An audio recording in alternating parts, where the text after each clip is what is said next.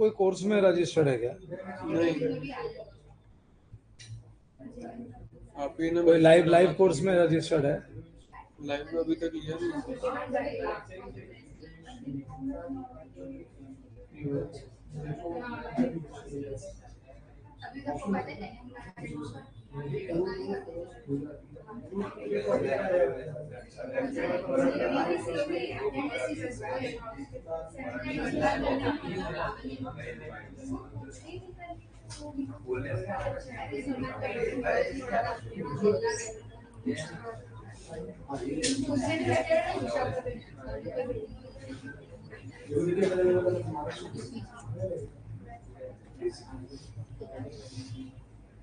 अभी तक हुआ नहीं ना?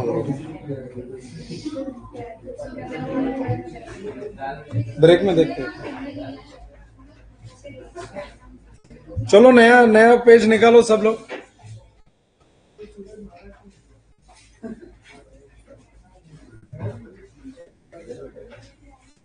We are starting with a new topic today.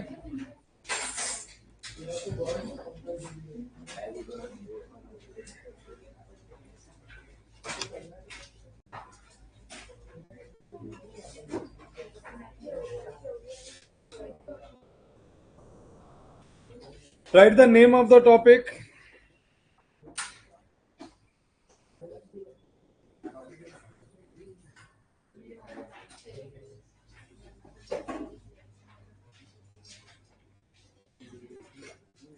Name of the topic: single entry, accounts of incomplete records,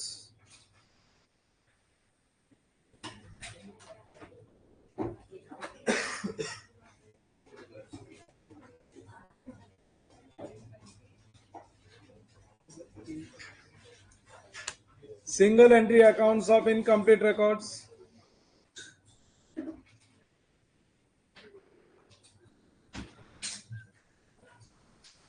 level of incompleteness. You are always on time. हाँ बराबर। और उसके नीचे लिखो लेवल ऑफ इनकम्प्लीटनेस। जितना दिख रहा है उतना कॉपी कर लो, समझाना चालू करता हूँ। बहुत अच्छा टॉपिक है, नया टॉपिक है, तुम्हारे बीकॉम के सिलेबस में भी है।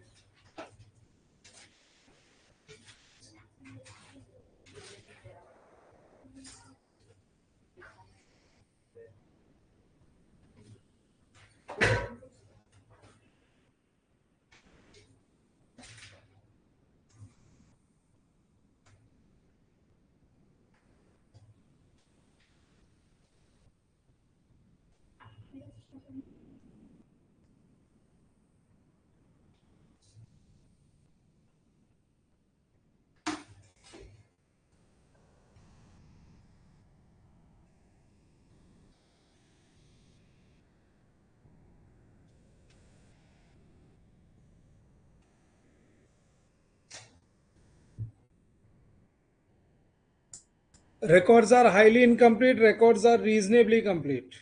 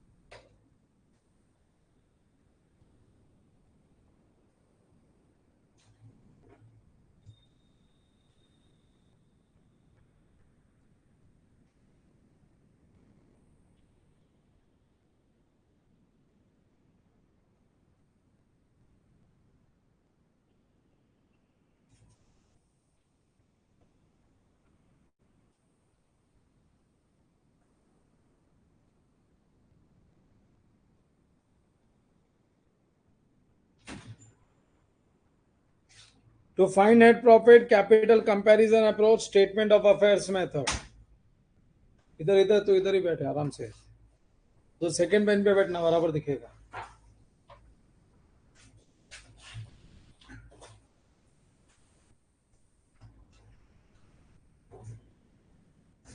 इसका बैग इधर आगे रख दे।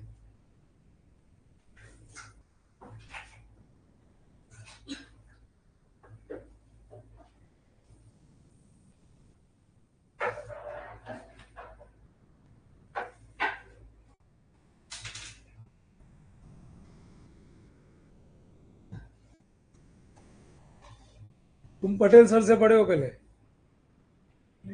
पटेल सर ने लेक्चर नहीं लिया तुम्हारा कभी? 12th में नहीं लिया? अच्छा।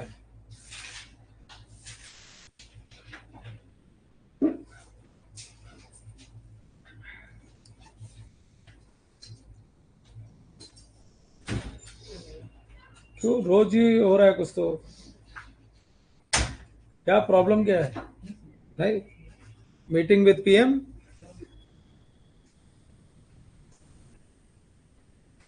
Single entry accounts of incomplete records.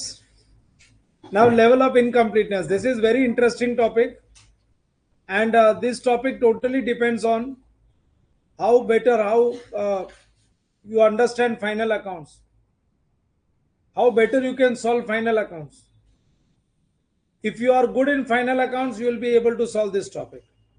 Missing figures का है, सब मिसिंग फिगर। कल तो एक प्रॉब्लम किया था ना मिसिंग फिगर का, इसमें तो पूरा टॉपिक ही मिसिंग फिगर्स का। इनकम्प्लीट रिकॉर्ड्स, अभी इनकम्प्लीट रिकॉर्ड्स कैसा? How incomplete records? Nobody will write anything.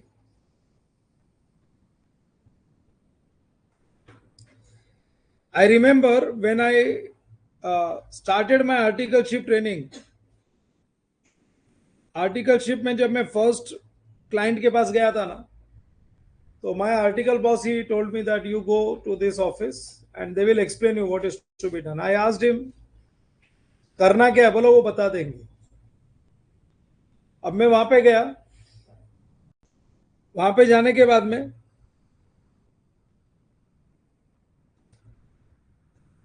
There the person, मेरे को वहां के ओनर ने एक जन से इंट्रोड्यूस कराया और बोला कि हमारे मुनिम जी है। मुनिम जी मीन्स अकाउंटेंट। और फिर उन्होंने मेरे को है ना कुछ एक बुक दिया, बोले ये हमारी कैश बुक है, इससे आप चेकिंग चालू करो। आई स्टार्टेड चेकिंग और मैंने देखा जितनी गलतियां हो सकती है सारी गलती कर रखी थी उसमें। अकाउंट्स में जितने टाइप की गलती होनी चाहिए सब करके रखी थी उसने। क्लोजिंग बैलेंस अगर इधर है तो अगले दिन इधर आना चाहिए ना, वो भी इधर ही आता था, और उसको भी बीडी नहीं लिख के सीडी लिखता था। मतलब जो जो करना चाहिए था सब गलतियां की थी। और मेरा फर्स्ट वो था, क्या बोलते हैं ना, it was my first audit, I was enjoying. मैं गलतियां ढूंढता था और मैं वो ओनर जब भी दिखता था उसको दिखाता था गलतियां कि ये सब मिस्टेक्स है, और ओनर उसको बुला के चिल्लाता था। मेरे को तो ऐसा लगा मैं क्लास का मॉनिटर बन गया, इसको मैं बोलूंगा ये चिल्लाएगा। Then on Sunday, one of the Sunday, they used to keep holidays on वो मार्केट बंद रहता था, संडे को वो लोग ऑपरेट करते थे, क्योंकि इनका बिजनेस था, पैकिंग का बिजनेस था। ये जो क्लॉथ मर्चेंट्स होते हैं ना, मालूम एक स्टिक पे फैब्रिक लगा होता है, कोई भी तुम कपड़े की दुकान में जाओ तो ऐसा एक स्टिक होता है, उस पर कपड़ा लपेटा होता है, फिर तुमको कितना चाहिए 2 मीटर कपड़ा निकालेगा, कटिंग करके दे देगा। तो ये स्टिक पे कपड़े को लपेट के और उसको प्लास्टिक में पैक करते थे ये लोग, इनका पैकिंग का बिजनेस था। It was very innovative idea. Earlier इधर कालबा देवी में कपड़ा बाजार में सब लोग अपना पैकिंग खुद करते थे, और वो पैकिंग खुद करते थे तो वो तकलीफ में रहते थे, एक तो जगह नहीं होती उधर, और वो एक कोने में बिठा के रखते थे पैकिंग वाले को। इसने क्या किया, सेपरेट जगह लेके पैकिंग का बिजनेस चालू किया, कि इसने देखा सबको पैकिंग की तकलीफ होती है, मैं पैकिंग का बिजनेस चालू करता हूं। जितने भी क्लॉथ मर्चेंट्स थे सब ने इसको पैकिंग का काम दे दिया कि अब से हम लोग पैकिंग नहीं करेंगे, हम लोग ने हमारा फैब्रिक दिया, तुमको सब पूरा पैक करके दो। और पैकिंग के साथ इसने कुरियर का भी काम चालू कर दिया, वहां पे पैक करता था और अलग अलग जगह पे भेजने का काम वो भी यही कर देता था। उस टाइम पे 60 लाख रुपीज अगर तुम्हारा टर्नओवर, आज तो सीआर में पहुंच गया, अगर टर्नओवर तुम्हारा 60 लाख क्रॉस कर गया तो ऑडिट लिमिट में आ जाते थे, फिर बुक्स ऑफ अकाउंट्स ऑडिट करवाना पड़ता था। ऑडिट का मतलब है चार्टर्ड अकाउंटेंट आएगा, चेक करेगा बुक्स ऑफ अकाउंट्स जो आपने लिखा है। बट इसके पास तो बुक्स ऑफ अकाउंट्स का ठिकाना ही नहीं था, क्योंकि छोटा बिजनेस था, तो इसने ज्यादा बुक्स मेंटेन किए ही नहीं थे। तो जब हम लोग फर्स्ट टाइम गया, when I went there for the first time, I found many mistakes. फिर लास्ट में एक दिन मैं बोलता हूँ ना, उनका संडे को मार्केट बंद रहता था, तो इन लोग ऑपरेट करते थे, क्योंकि संडे को क्या होता है, पूरा मार्केट बंद है, पूरा फ्लोर खाली रहता था वहां पे इन लोग एक्स्ट्रा लेबर को बुला के एक साथ पैकिंग करवा लेते थे। मतलब ऑफिस के अंदर की जगह तो यूज करते ही थे, बाहर का प्रीमाइसेस भी पूरा यूज करते थे। तो संडे को मैं जल्दी चला गया और ये मुनीम, सो कॉल्ड मुनीम, he also came and he came to me and he said first of all I am not मुनीम। उसने अपना नाम बताया। तो मैंने बोला मुनीम क्यों बोलते, बोला ये बोलते हैं खाली। फिर सेकंड बोला, second point, I am not accountant. तो बोला आप क्या हो? बोला मैं प्यून हूं, मार्केटिंग भी मैं ही करता हूं। आप जब आए ना तो सुबह साफ सफाई मिली ना तो सुबह झाड़ू भी मैंने मारी है, और आपको चाय चाहिए तो चाय भी मैं ला के देता हूं। और जब भी कोई क्लाइंट आता है ना तो मार्केटिंग पर्सन भी मैं ही बन जाता हूं। I am multipurpose person. और बचे हुए टाइम में अकाउंट्स भी लिख देता हूं। तो बोला बचे हुए टाइम में? तो बोला व्हेन आई ज्वाइन ईयर, मैंने as a marketing person join किया था, मेरे को अकाउंट्स नहीं आता, और मैंने इनको बोला था मेरे को अकाउंट्स नहीं आता है, but the owner he told मी मैं सिखाऊंगा, और आज तक कुछ नहीं सिखाया। तो जो आपको डेटा मिल रहा है वो भी मेरे बदौलत मिल रहा है। सो मेरे पे चिल्लाओ मत। मेरा एक्चुअली यू शुड बी क्या बोलते हैं ना, शुक्रगुजार होना चाहिए कि I have given you something to check. तो फाइनली आई अंडरस्टूड कि ये जो काम है ये सिंगल एंट्री सिस्टम है। सिंगल एंट्री का मतलब होता है accounting records are not maintain properly. यहाँ पे अकाउंटेंट है ही नहीं। जो पर्सन मार्केटिंग का है, जो प्यून का काम करता है, जो सारे काम करता है, वो अकाउंट्स का काम नहीं कर सकते। अकाउंट्स के लिए अकाउंटेंट चाहिए, डेडिकेटेड अकाउंटिंग स्टाफ चाहिए। तो ये सिंगल एंट्री है। सिंगल एंट्री का मतलब है certain transactions are recorded with double effect, debit is equal to credit. Certain transactions are recorded with single effect, debit लिख दिया क्रेडिट नहीं लिखा, क्रेडिट लिख दिया डेबिट नहीं लिखा। And certain transactions are not recorded at all. So कुछ transaction का डबल इफेक्ट है, कुछ ट्रांजेक्शन का सिंगल इफेक्ट है, कुछ ट्रांजेक्शन दिमाग में ही है खाली, बुक्स तक पहुंचा ही नहीं वो। तो ऐसे केस में तुम्हारी ट्रायल बैलेंस टैली नहीं होगी। और अगर ट्रायल बैलेंस टैली नहीं होगी तो क्या बुक्स ऑफ अकाउंट्स बनाओगे? ट्रायल बैलेंस टैली नहीं होगी तो तुम्हारा ना तो ट्रेडिंग अकाउंट बनेगा, ना पीएनएल बनेगा, ना बैलेंस शीट टैली होगी। सो ये single entry system of accounting था। तो अब हम लोग ने एक बार ये समझ लिया कि ये single entry system of accounts है। So we called this owner to our office and we started taking information from him. उससे हमने इंफॉर्मेशन लेनी चालू की।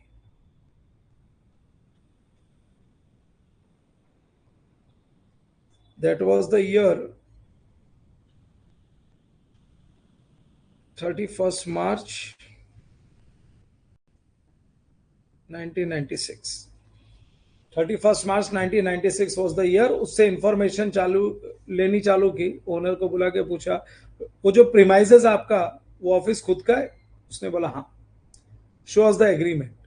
हमने एग्रीमेंट देखा और उसमें हमको मिल गया कितने में परचेज किया था, और फिर उसके बाद में जो डेट को परचेज किया था वो डेट से लेके 31 मार्च 1996 तक का डेप्रिसिएशन चार्ज करके हमने प्रीमाइजेस की वैल्यू फाइनल कर दी। फिर उसको पूछा do you own any vehicle? तो he said yes I own, Bajaj का एक स्कूटर है मेरे पास।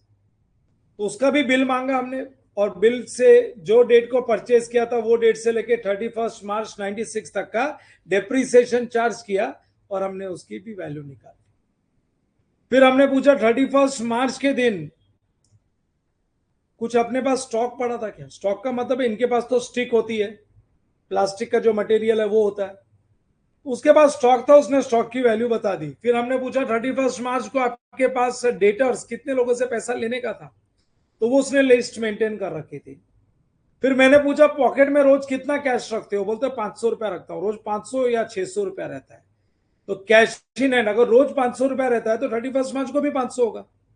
तो 500 रुपीज कैश इन हैंड, और उसका बैंक स्टेटमेंट ले लिया मैंने, और बैंक स्टेटमेंट में 31 मार्च को जो बैंक बैलेंस था वही बैंक बैलेंस ले लिया। इन शॉर्ट मैंने उसके सारे एसेट्स की डिटेल्स ले ली, and the assets came to 10 lakhs।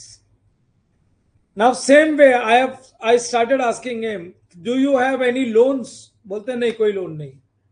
कोई बैंक ओवरड्राफ्ट है? तो उसने बताया हाँ बैंक ओवरड्राफ्ट तो है। लोन बैंक ओवरड्राफ्ट का मैंने बैंक स्टेटमेंट देखा, और कितना ओवरड्राफ्ट लिमिट है, कितना यूज करके रखा है 31 मार्च को निकाल लिया। बैंक स्टेटमेंट से मालूम पड़ गया।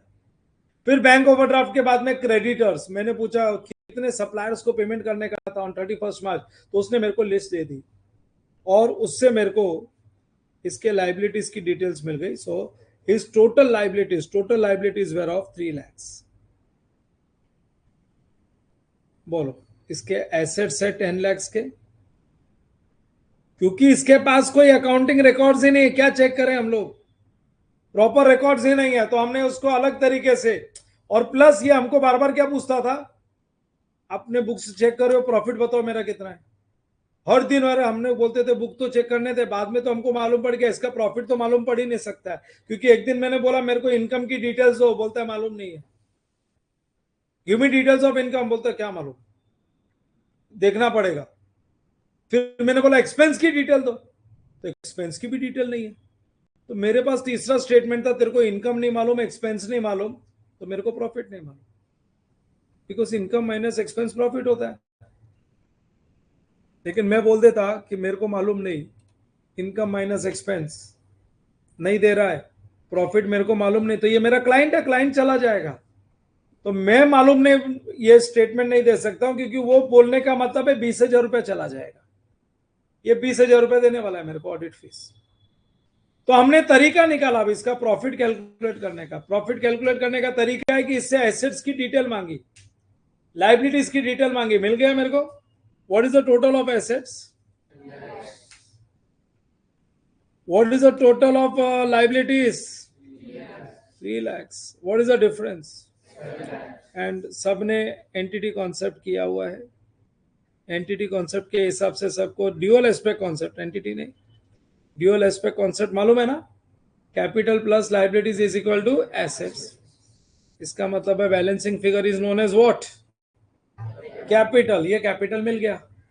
अब ये कैपिटल मिलने के बाद में जो उसने एसेट्स और लाइबिलिटीज दे रखा था ना, वही एसेट्स और लाइबिलिटीज का एक साल पहले क्या उनकी वैल्यूज थी वो निकाल ली मैंने। एक साल पहले भी इसके एसेट्स लगभग 10 लाख के ही थे, कुछ प्लस हुआ कुछ माइनस हुआ, but assets were of 10 lakh. और एक साल पहले 1 अप्रैल 95 को इस liabilities were of 5 lakhs, liabilities 5 lakhs। So बोलो बिगिनिंग ऑफ द ईयर या last year, either you say 31st March 95 or 1st April 95, 10 lakhs was assets minus 5 lakhs का liabilities, बोलो कितने का कैपिटल, 5 lakhs का capital.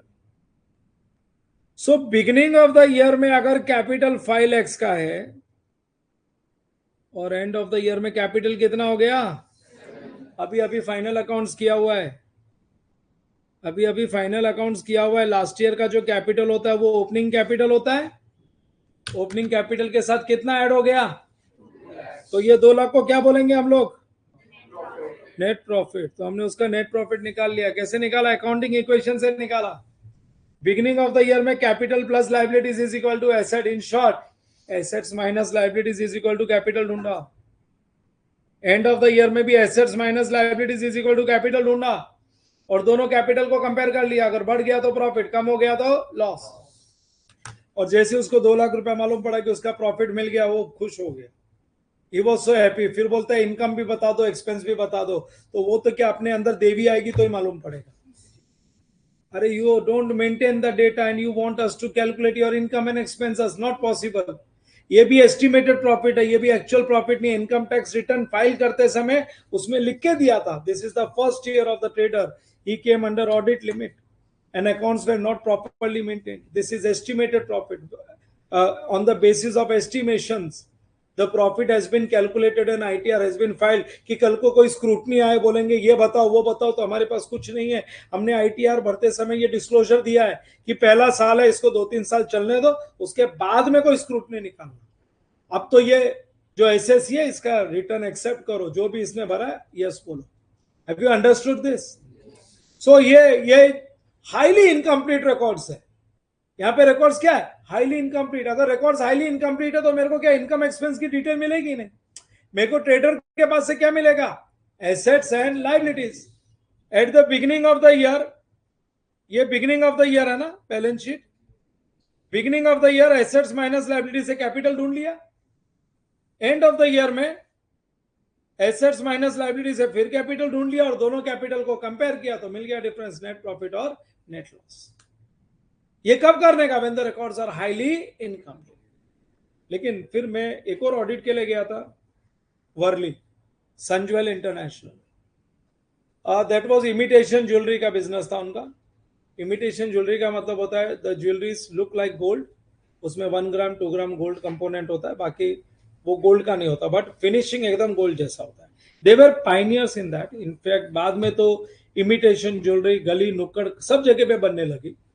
But initially, Sun Jewel International Limited, it was closely held public limited company. When I say closely held public limited company का मतलब है stock exchange पे इनके शेयर्स रजिस्टर्ड नहीं थे, but it was a public limited company. So ये लोग बनाते थे, और ये पूरा जो इमिटेशन ज्वेलरी का जो बिजनेस स्टार्ट किया था वो इन्होंने ही स्टार्ट किया था। They were pioneers. What happened earlier, they were doing good business, बहुत अच्छा बिजनेस चल रहा था। उन्होंने मॉडल्स भी रखी थी। Lara Dutta before becoming she was not even Miss India, उसके पहले उन्होंने अपॉइंट किया था लारा दत्ता को। बाद में Lara Dutta she was Miss India, Miss World और यूनिवर्स समथिंग। सो उसके पहले Lara Dutta was there models. मतलब उन लोग ये लेवल पे काम कर रहे थे, वो मॉडल्स रखते थे और अपना बिजनेस करते थे। लेकिन क्या हो गया ना, all of a sudden excise tax applicable हो गया। पहले इमिटेशन ज्वेलरी पे एक्साइज टैक्स नहीं था, इनफैक्ट ज्वेलरी बिजनेस पे ही नहीं था। बाद में ज्वेलरी बिजनेस पे आया तो इमिटेशन पे भी आ गया कि this is also production, on every production excise tax is to be paid. तो जब एक्साइज टैक्स आया ना, तो इनके अकाउंटिंग रिकॉर्ड्स प्रॉपर नहीं थे और इनके यहाँ पे एक्साइज की रेड पड़ गई। और एक्साइज की रेड पड़ी ना, तो वो एक्साइज डिपार्टमेंट वाले इनके पूरे अकाउंटिंग रिकॉर्ड्स निकाल के ले गए और कंप्यूटर से हार्ड डिस्क भी ले गए, क्योंकि पूरी एंट्री तो कंप्यूटर में मेंटेन होता था, हार्ड डिस्क भी निकाल के ले गए। अब जब मैं ऑडिट करने को गया तो मैं कोई भी डेटा मांगू, लिमिटेड कंपनी का ऑडिट है, मैं डेटा मांगता हूं तो बोलते नहीं है। फिर मैंने बार बार पूछा, कोई भी चीज मांगो तो नहीं है, इनके पास रिकॉर्ड्स ही नहीं है। So then I asked them, मैंने वहां पे उनके जनरल मैनेजर को पूछा, मैंने क्या प्रॉब्लम क्या है, व्हाट इज द प्रॉब्लम, आपका limited company, you are not maintaining accounting records. वो बोलते हैं सब मेंटेन करते हो, एक्साइज वाले लेके चले गए, और जब भी हम लोग कुछ वहां से मांगने को जाते हैं ना, पैसा मांगते हैं। और अभी तो दिवाली का टाइम है, वैसे भी अभी हम लोग जाएंगे ही नहीं, ये दिवाली होने तो जाएंगे तो दिवाली भी देना पड़ता है। सो यहाँ पे अकाउंट्स मेंटेन किया था, यहाँ पे हाईली इनकम्प्लीट नहीं है, रीजनेबली कंप्लीट है। कुछ रिकॉर्ड्स वो लोग दे पा रहे हैं, कुछ रिकॉर्ड्स नहीं दे पा रहे, क्योंकि पूरा उठा के वो लोग ले गए, इनके पास है ही नहीं। तो जितना दे पाते, इनकम एक्सपेंस भी मेंटेन किया, काफी सारे एसेट्स लायबिलिटीज तो सब मालूम ही है, इनकम एक्सपेंस भी मेंटेन किया, बट सब रिकॉर्ड्स नहीं है, बट अकाउंट्स तो इनकम्प्लीट है ना। तो ऐसे दो केस में मिलेंगे तेरे को, तुमको। पहला केस में क्या लिखा है, लेवल ऑफ, देखो टॉपिक का ही नाम क्या है, accounts of incomplete record, accounts of incomplete records, ये टॉपिक का नाम है। और तुम देखो यहाँ पे लिखा है रिकॉर्ड्स आर हाईली इनकम्प्लीट।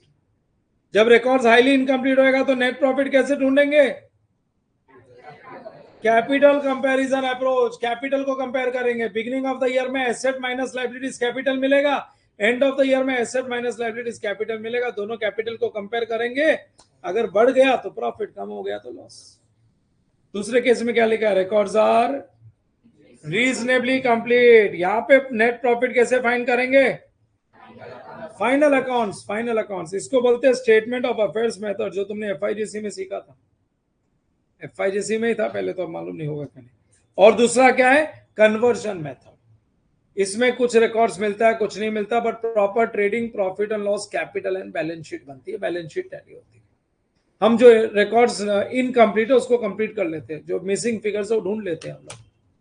सो ये दो तरीके के प्रॉब्लम मिलेंगे, कोई मेथड वेथड कुछ नहीं। अगर रिकॉर्ड्स हाईली इनकम्प्लीट है तो तुम्हारे पास कोई चॉइस ही नहीं है, कैपिटल को कंपेयर करके ही तुम प्रॉफिट निकाल पाओगे। लेकिन एसेट्स लायबिलिटीज और इनकम एक्सपेंसेस भी है, सारे नहीं है, तो हम बोलते हैं रिकॉर्ड्स आर रीजनेबली कंप्लीट, और हम लोग प्रॉपर फाइनल अकाउंट्स बनाते हैं, क्योंकि प्रॉफिट ढूंढने का प्रॉपर तरीका तो इनकम माइनस एक्सपेंस ही है।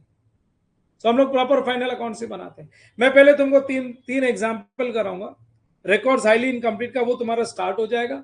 वो 3 एग्जांपल से तुमको स्टेटमेंट ऑफ अफेयर्स तो अच्छे से आ जाएगा। फिर स्टेटमेंट ऑफ अफेयर्स हम लोग क्लास टेक्स्ट बुक से कर देंगे और मॉड्यूल के क्वेश्चंस कर देंगे। फिर हम जाएंगे conversion method, which is detailed method.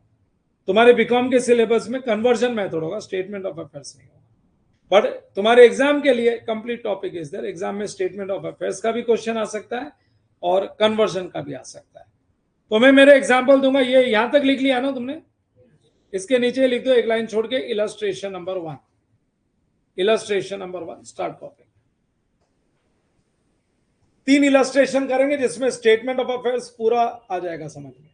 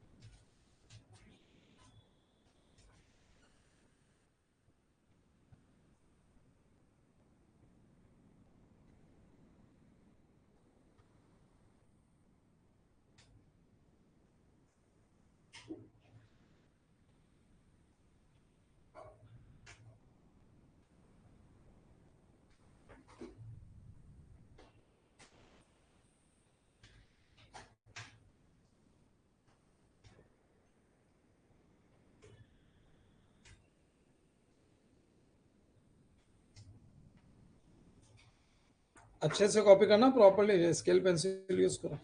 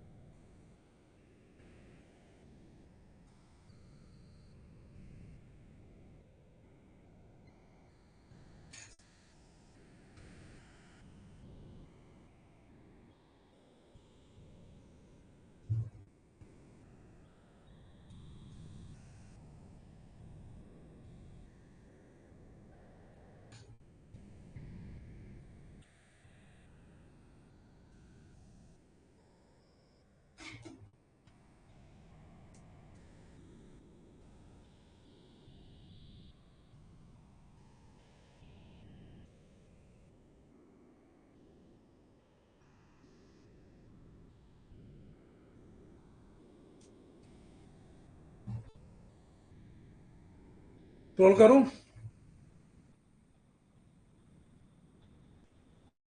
देख लिया सब लोग ने?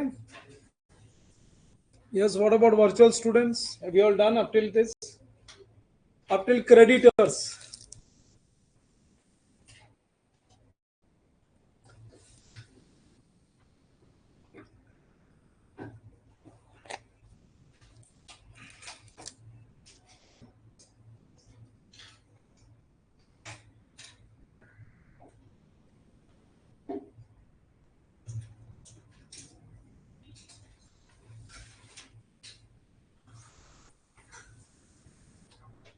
Balance ये 4 लाइन है, लिख लो. Write these 4 lines also.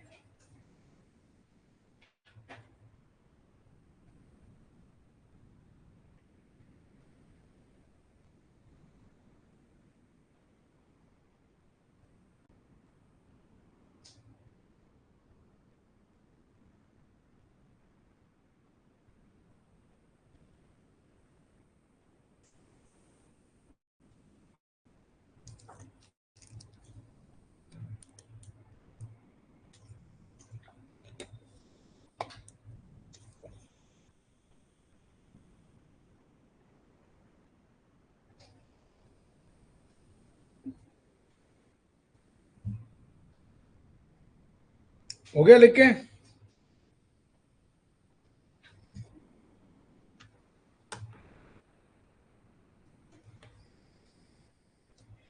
तीन एग्जाम्पल है, तीन एग्जाम्पल के बाद में स्टेटमेंट ऑफ अफेयर्स में कुछ समझना नहीं पड़ेगा, सब आ जाएगा अपने। दो इंडिविजुअल का और एक पार्टनरशिप का। अब तुम देखो, तुमने ये पूरा प्रॉब्लम लिख लिया, सबने लिख लिया क्या? ये प्रॉब्लम में मिल्खा सिंह है।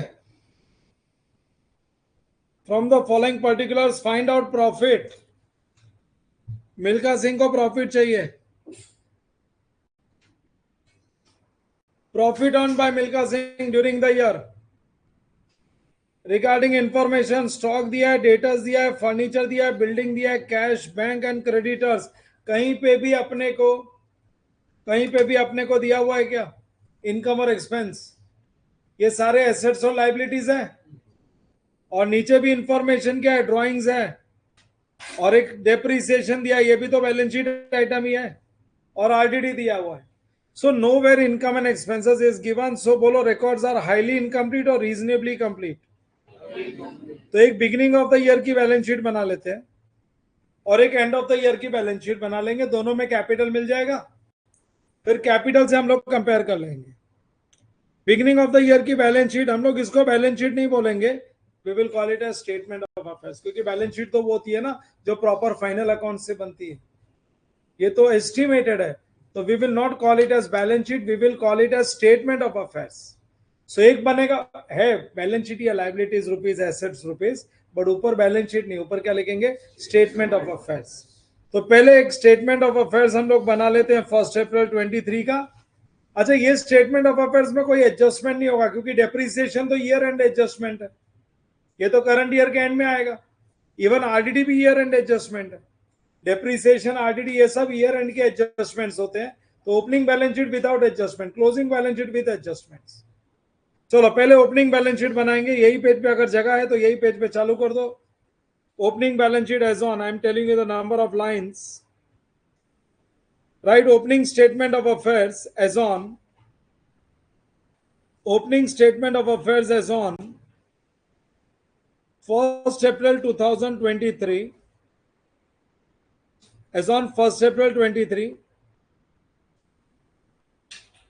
8 lines, 1st April 23। अगर तुम्हारे पास 8 लाइन्स है, सेम लाइन सेम पेज पे लिख दो। नीचे रेड लाइन के नीचे वाले को भी लाइन ही बोलते हैं, उसको भी लाइन मानो। Prepare it for 8 lines.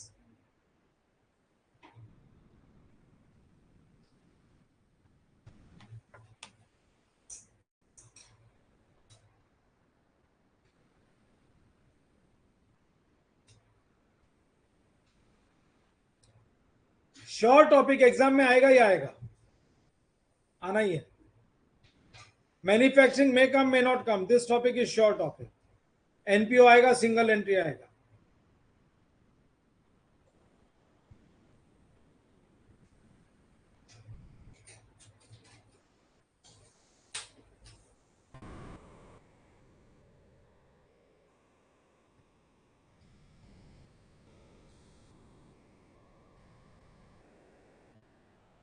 Daily target रखना चाहिए। अभी मैन्युफैक्चरिंग खत्म किया ना, तो पहले मैन्युफैक्चरिंग के सारे प्रॉब्लम्स रिटर्न प्रैक्टिस होने चाहिए। मैन्युफैक्चरिंग खत्म हो गया, फिर पुराने टॉपिक को फटाफट रिवाइज करने का क्लास टेक्स्ट बुक से। क्लास टेक्स्ट बुक से हो गया, फिर एग्जाम जिस दिन पेपर रहेगा उस दिन एक दिन पहले, आज तो वेंसडे है ना, you Wednesday, Thursday, Friday, Saturday and Sunday. So जिस दिन पेपर होने वाला रहेगा उसके एक दिन पहले और पेपर वाले दिन थियरीज पढ़ने का। थियरीज भी कहां से पढ़ने का? पास्ट पेपर से पढ़ने का। पास्ट पेपर्स के जो थियरीज है ना, पास्ट पेपर्स में तुम्हारे पास ऑब्जेक्टिव्स है, उसी के पास वही पढ़ लेने का रोज। और पास्ट पेपर्स का भी मैं तुमको बताता हूं, रोज अगर एक एक पढ़ोगे ना, एक एक पेपर, आज एक 2018 पढ़ लिया, 20 मार्क्स फिक्स कर दिया, फिर 2019, ऐसा करके अगर रोज एक एक पढ़ते जाओगे तो तुम्हारा वो अगले वीक तक हो जाएगा। ये वीक में शायद तुम्हारा ऑब्जेक्टिव अच्छा नहीं जाए, you may score less marks, but by next week you will be prepared. अगले वीक तक तुम्हारा पूरा ऑब्जेक्टिव कंप्लीट हो जाएगा, फिर तुम्हारा रिपीटेशन चलेगा और तुम्हारे एग्जाम में भी रिपीटेशन ही आने वाला है। ऑब्जेक्टिव पूरा रिपीटेड होता है, कुछ नया नहीं होता वो 20 मार्क्स। चलो बन गया स्टेटमेंट ऑफ अफेयर्स। ऊपर देख के लिखते जाओ। सबसे पहले अपने पास है stock. Are you all ready with this? लिख दो stock. Amount of stock is 8,500। Stock के बाद में है डेटर्स।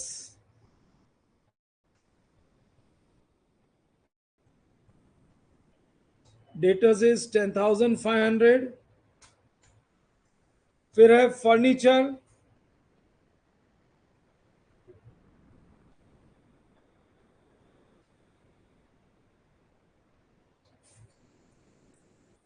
फर्नीचर 5,000। उसके बाद बिल्डिंग 12,000।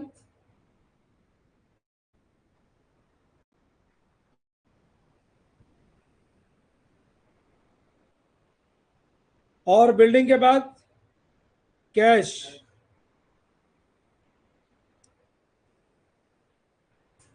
कैश के बाद बैंक डेबिट है।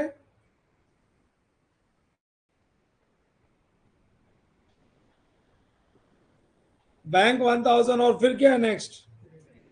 क्रेडिटर्स। लाइबिलिटी साइड में लास्ट लाइन पे लिख दो just about the total. Creditors का अमाउंट है 3,800। चलो सब लोग कैलकुलेटर उठाओ, फटाफट मारो टोटल।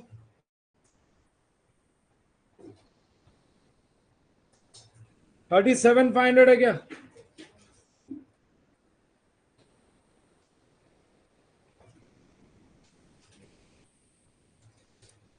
$37,500 में से माइनस करो 3,800। 33,700।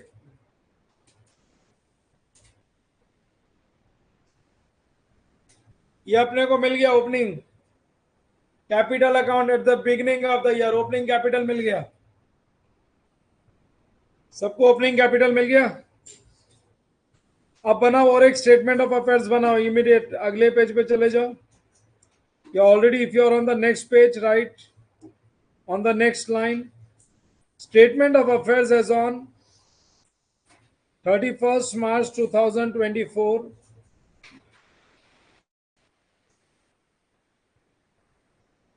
10 lines. Now this time it is with adjustment. 10 lines. Statement of affairs as on 31st March 2024. 10 lines. Prepare it for 10 lines.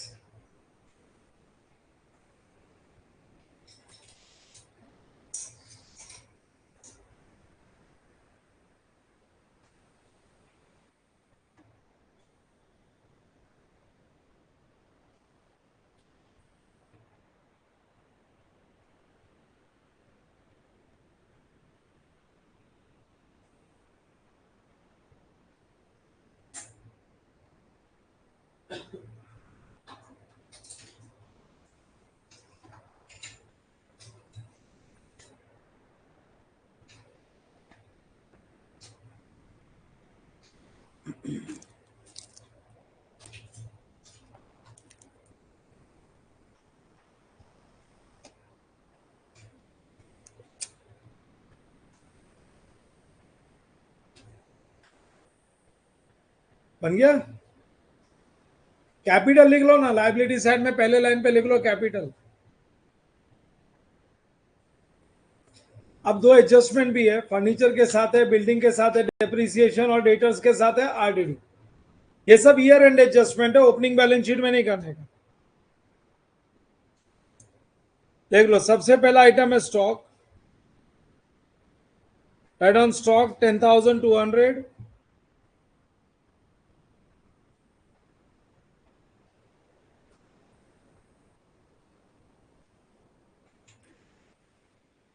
Stock के बाद में है डेटर्स, बट डेटर्स में आरडीडी है ना।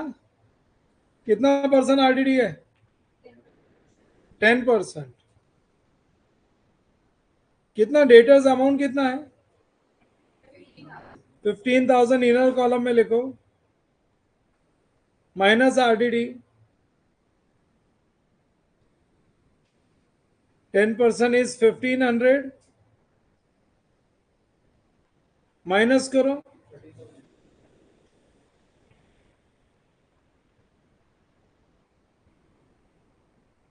13,500। डेटर्स के बाद furniture and building,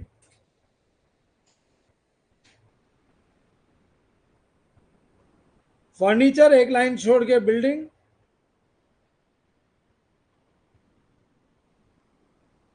tell me furniture कितने का है? 5,000 का फर्नीचर है। What about building? 12,000 building minus depreciation, minus depreciation. Just check and tell me the rate of depreciation. Building का कितना परसेंट? 5%। और फर्नीचर का 10%। 10% एंड 5%। चलो 10% से 500 हो गया। This is 4,500। और 5% से कितना हो गया? सो 11,400। 11,400। और आगे बढ़ेंगे। कैश कितना है? कैश 600 का कैश है, लेकिन ये बैंक के लिए ब्रैकेट में क्या लिखा है? क्रेडिट लिखा है। What does credit means? Overdraft. So cash लिख दो 600, कैश 600। और ये बाजू लिखोगे बैंक ओवरड्राफ्ट कितने का है? 1,500 बैंक ओवरड्राफ्ट।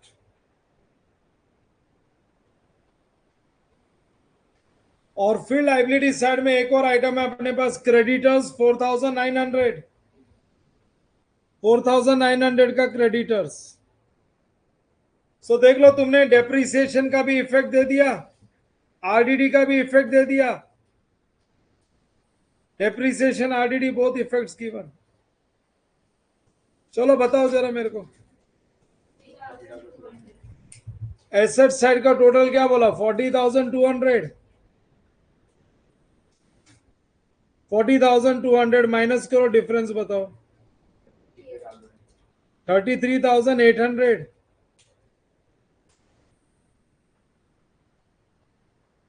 ये लो, क्लोजिंग कैपिटल मिल गया। ओपनिंग कैपिटल, क्लोजिंग कैपिटल 33,800 बराबर। अब बनाओगे कैपिटल अकाउंट, क्योंकि कैपिटल कंपेयर करने का है ना। कैपिटल कंपेयर करने का तो एक कैपिटल अकाउंट बनाना पड़ेगा। We have to prepare one capital account to compare capital. बनाएंगे कैपिटल अकाउंट 4 लाइंस, नहीं अलग से, अलग से capital account.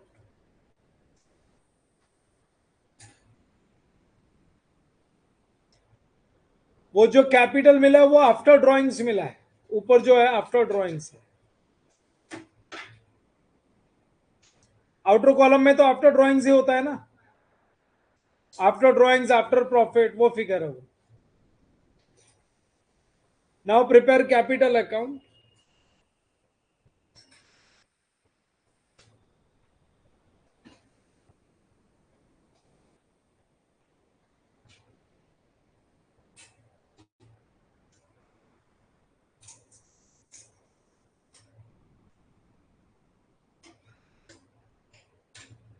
Ready? By balance BD, opening capital. Take opening capital from opening balance sheet. ये रहा opening capital.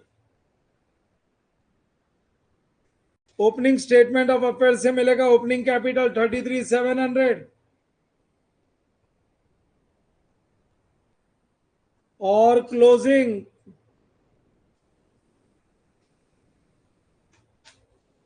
Closing statement of affair से मिलेगा क्लोजिंग कैपिटल 33,800। अब एक एडजस्टमेंट और बच गया तुम्हारा। क्या बच गया? ड्राइंग्स। कितना है ड्राइंग्स? 5,000 का ड्राइंग्स है। अच्छा, ड्राइंग्स जो आता है, ड्राइंग्स कैपिटल अकाउंट में कौन से बाजू लिखते हैं हम लोग? तुमने कैपिटल अकाउंट बनाया नहीं कभी? अकाउंट में किधर लिखते हैं? हाँ, डेबिट साइड में। तुमने फाइनल अकाउंट्स में कैपिटल बनाया कि नहीं बनाया? या पहले बार सीख रहे हो? पहले बार सीख रहे हो तो बता देता हूँ, इधर लिखते हैं टू ड्रॉइंग्स, दो एंट्री आती है, drawings to cash, capital to drawings, because drawing is not an expense, it reduces the capital. कितने का ड्रॉइंग्स? 5000। अभी क्लोज करेंगे इसको। 33,800 plus 5000 comes to 38,800। 38,800, what is the difference? 5,100। बोलो ट्रेडिंग अकाउंट के डेबिट में कौन सा प्रॉफिट आता है? ट्रेडिंग अकाउंट के डेबिट में कौन सा प्रॉफिट आता है? वो ट्रेडिंग से पीएनएल के क्रेडिट में जाता है। और पीएनएल अकाउंट के डेबिट में कौन सा प्रॉफिट आता है? हाँ, तो वो पीएनएल से जाता है कैपिटल के क्रेडिट में, वो पीएनएल से जाएगा कैपिटल के क्रेडिट में। बाय नेट प्रॉफिट, अगर डेबिट आ जाता तो लॉस बोलते थे। ये लो, मिल गया net profit by comparing capital, by capital comparison. Is that clear? लेकिन अब इसको वर्टिकली स्टेटमेंट फॉर्म में प्रेजेंट करके देना पड़ेगा। वर्टिकली स्टेटमेंट फॉर्म में प्रेजेंट करना बहुत सिंपल है। क्लॉकवाइज डायरेक्शन में इसको स्टैंडिंग मोड में खड़ा कर देने का। It should be in standing mode. ये अकाउंट को स्टैंडिंग मोड में रख देंगे हम लोग। क्लॉकवाइज डायरेक्शन, पहले बोलेंगे क्लोजिंग कैपिटल, फिर बोलेंगे ये साइड है ना ऐड, और ये side minus. Closing capital plus drawings minus opening capital, and you get net profit for the year. उसको हम बोलते हैं statement of profit and loss. So लिखो इसके नीचे, write down statement of profit and loss for the year ended.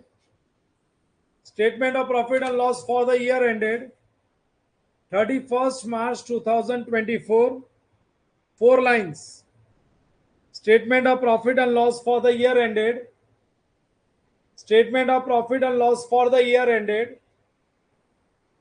For the year ended 31st March 2024.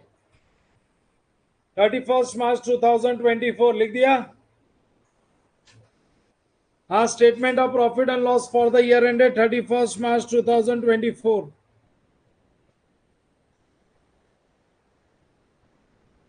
दो column बना लो, 4 line का, 4 लाइन्स 2 कॉलम्स। और देखो स्टार्ट कैसे किया मैंने, क्या बोला? क्लॉकवाइज डायरेक्शन ना। I started with what? ये क्लोजिंग बैलेंस, तो लिखो closing capital. Closing capital 33,800 inner column. फिर डेबिट साइड को ऐड करेंगे, ऊपर जाएंगे, add drawings during the year, add drawings during the year 5,000। सो ये side closing capital, add drawings during the year 5,000 बाहर ले जाओ, 38,800। फिर ये बाजू माइनस करने का, opening capital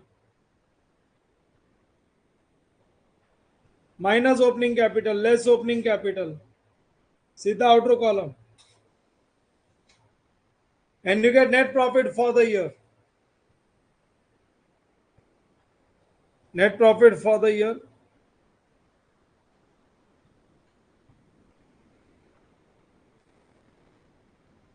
net profit for the year.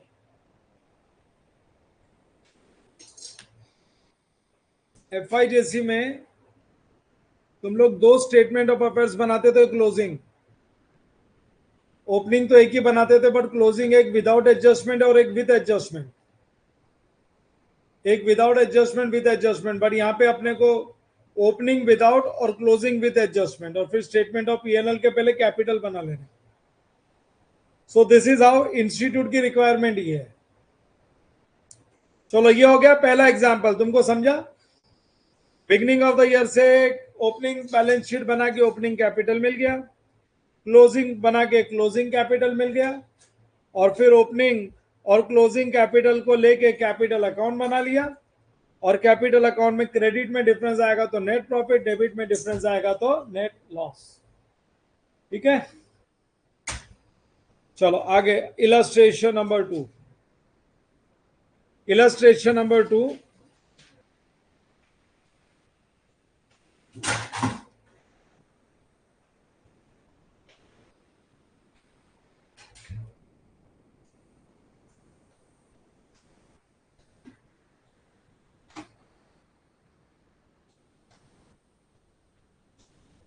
Copy illustration number 2.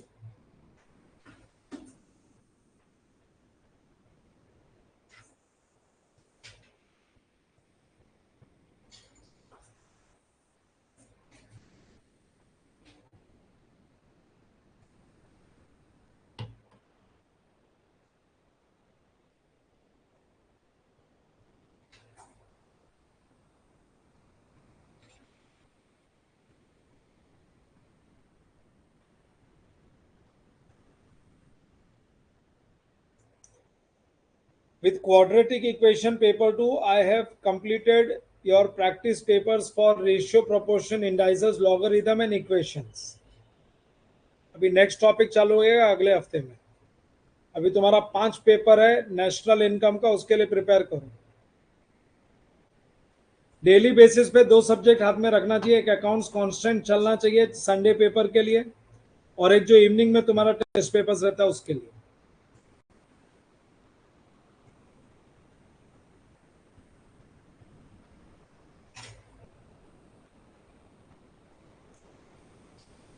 मैंने इंडिविजुअल असाइनमेंट्स नहीं डाले हैं. You all are free to use your time according to your convenience, but time slots वही होने चाहिए. उससे भी जल्दी उठ के पढ़ सकते हो तो पढ़ो, क्योंकि ये टाइम स्लॉट्स प्रॉपरली यूज करोगे तो पास हो जाओगे.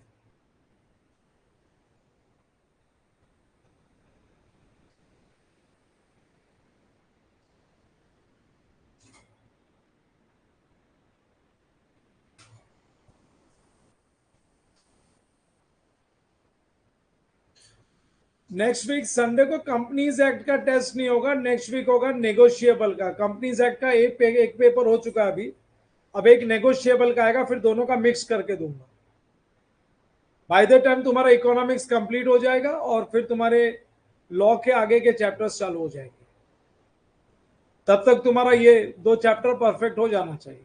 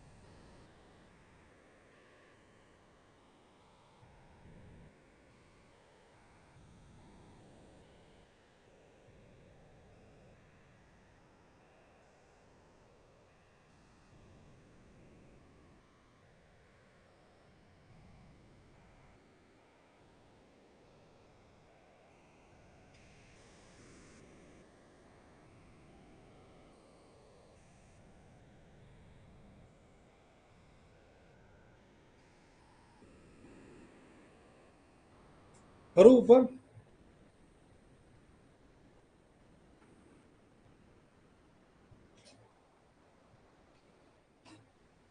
नंबर ऑफ एडजस्टमेंट्स इंक्रीज कर दिया है. पहले वाले में एडजस्टमेंट्स बहुत कम थे, इसमें एडजस्टमेंट्स ज्यादा आ गए.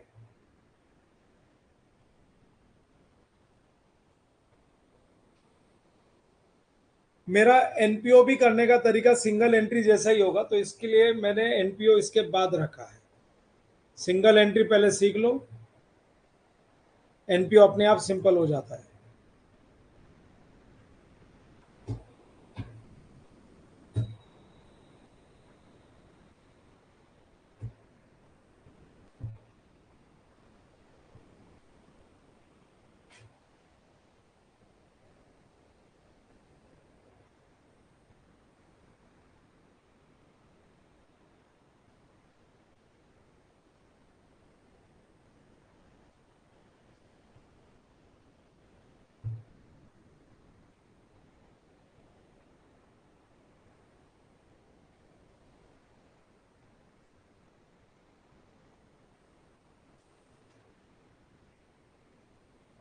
सूरज नंबर क्या है तेरा?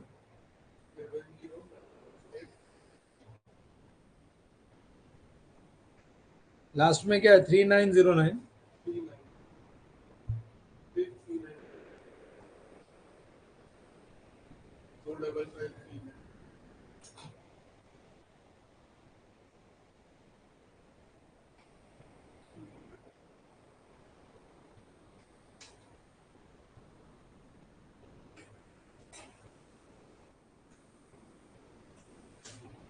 तो डिलीट नहीं हुआ लेकिन वापस वही आ गया था।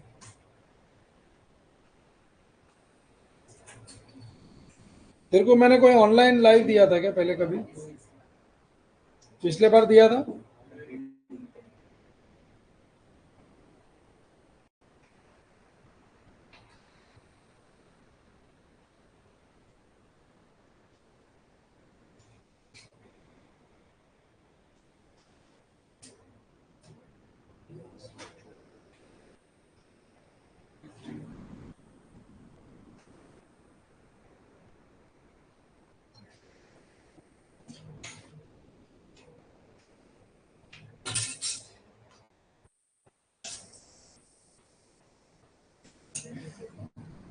चलो ये वाला प्रॉब्लम सॉल्व करते हैं। Example number 2। Now look at example number 2।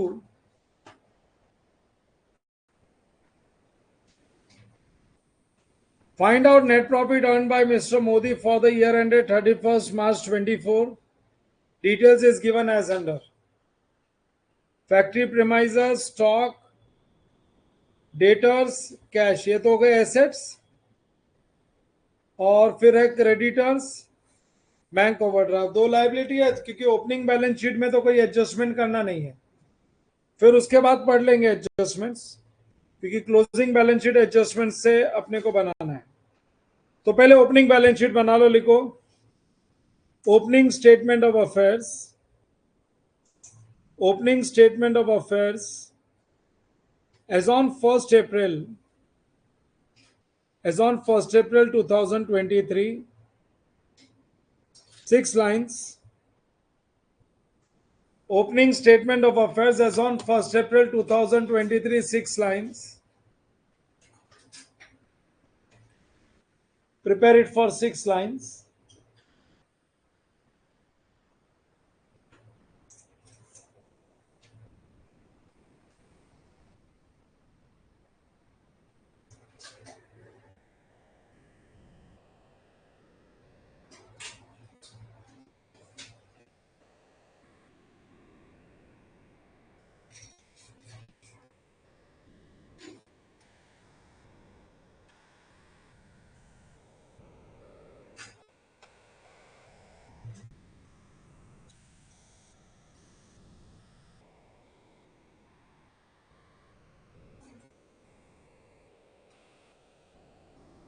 Liability side में फर्स्ट लाइन पे लिख के रखो कैपिटल अकाउंट।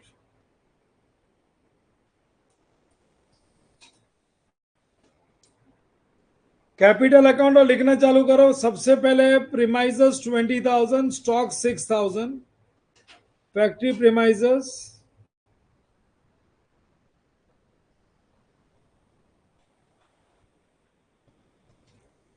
20,000,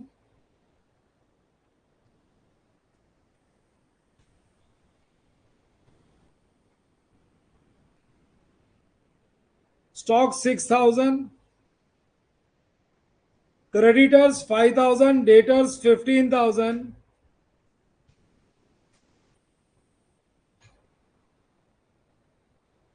creditors 5,000,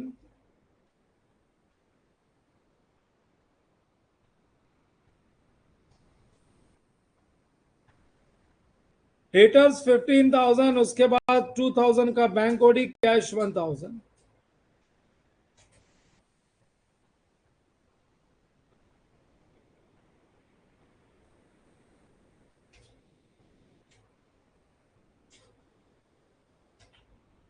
सो 26, 31, 26 के बाद 31, 41, 42,000। 42,000 में से माइनस कर दो 7,000, कितना हो गया? ओपनिंग कैपिटल आ गया 35,000। अब क्लोजिंग स्टेटमेंट ऑफ अफेयर्स बनाने का है। For closing statement of affairs right statement of affairs as on 31st March 2024. Statement of affairs as on 31st March 2024. 10 lines.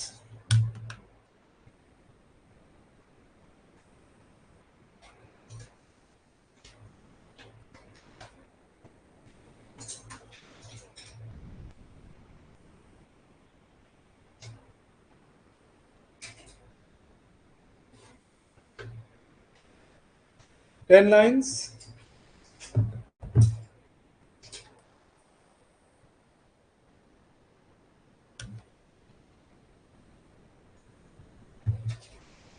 And below this also prepare capital, liabilities, assets proper लिखना। पहले line पे capital account लिख के रखो।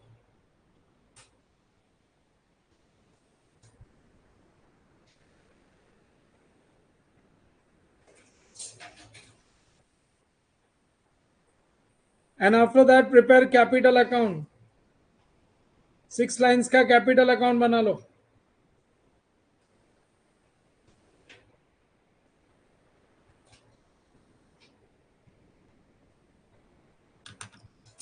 Capital account for 6 lines.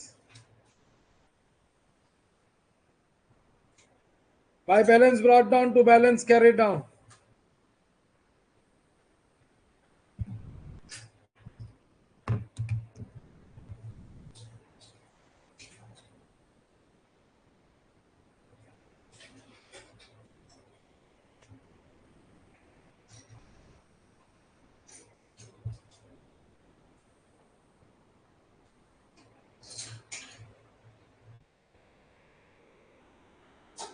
By balance brought down to balance carried down. बन गया capital account. चलो अभी हम लोग बनाएंगे क्लोजिंग बैलेंस शीट, लेकिन उसके पहले एडजस्टमेंट्स पढ़ लेते हैं। क्लोजिंग बैलेंस शीट बनाने के पहले एडजस्टमेंट्स पढ़ लेते हैं। Are you all ready with this?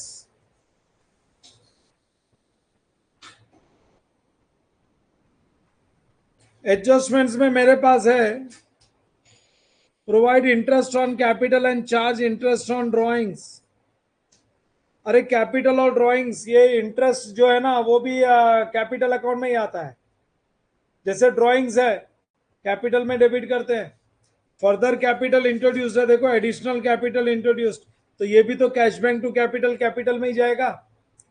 और एक ये ड्रॉइंग्स है, तो ये जो एडजस्टमेंट नंबर 1 2 3, ये जो पहले 3 एडजस्टमेंट है ये तो कैपिटल अकाउंट में लिखेंगे हम लोग। लेकिन उसके बाद में एडजस्टमेंट नंबर 4 में क्या दिया हुआ है? Depreciation on factory premises. Outstanding rent कितना दिया हुआ है? ये तो अभी लिख दो आउटस्टैंडिंग रेंट, भूल जाओगे बाद में। Outstanding rent 300। और यहां पे फैक्ट्री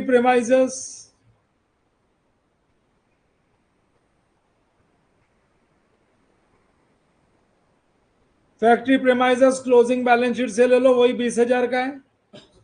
और कितना परसेंट डेप्रिशिएट करना है? 5%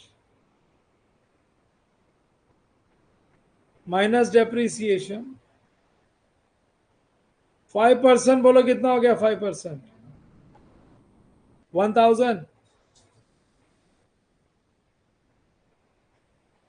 चलो दो एडजस्टमेंट तो कर दिया अपन ने। और एक क्या एडजस्टमेंट अपने को प्रोवाइड आरडीडी एंड आरएफडीडी, तो वो तो डेटर्स पे होता है। पहले जरा स्टॉक लिख दो 16,000 का। नेक्स्ट आइटम स्टॉक ही है ना ऊपर। स्टॉक के बाद में ऊपर देखो और क्या है नेक्स्ट? क्रेडिटर्स लाइबिलिटी में लिखो 4,600।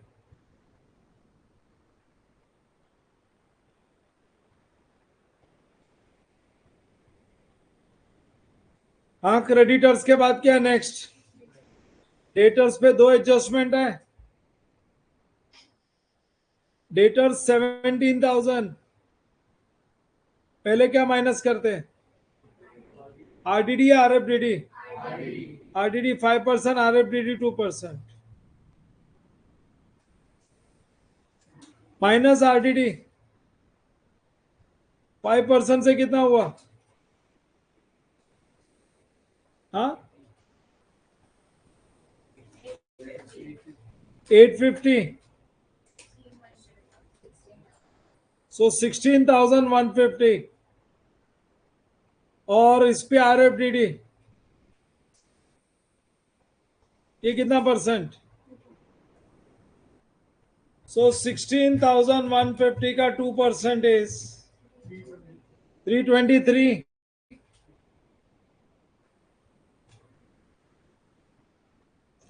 323 बोलो क्या बच गया है? 15,827.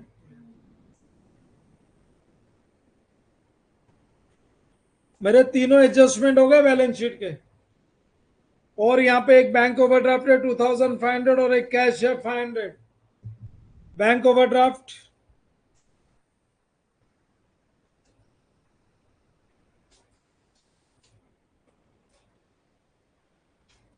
$2,500 and cash 500.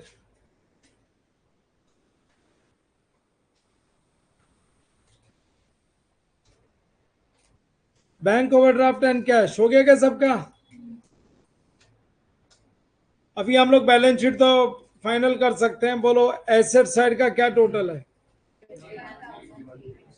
51,327.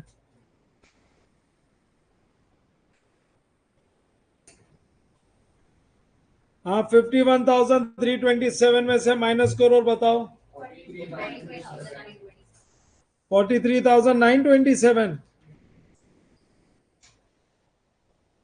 ये मिल गया क्लोजिंग कैपिटल। बट अभी कैपिटल अकाउंट बनाएंगे हम लोग। ओपनिंग कैपिटल 35,000 था। सो ओपनिंग कैपिटल 35,000 लिख दो इधर।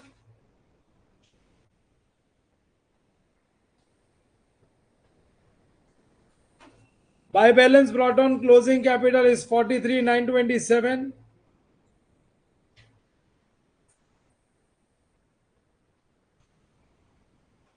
यहां पे लिख दो टू ड्रॉइंग्स।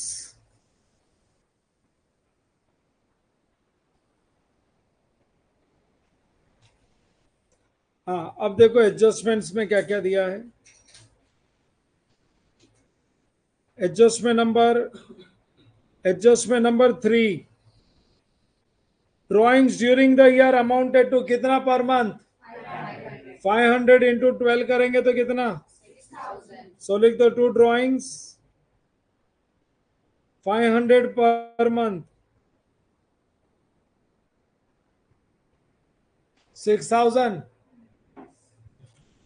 और एक एडजस्टमेंट उसके ऊपर वाला, additional capital introduced on 1 October 23. क्या एंट्री क्या पास करने का?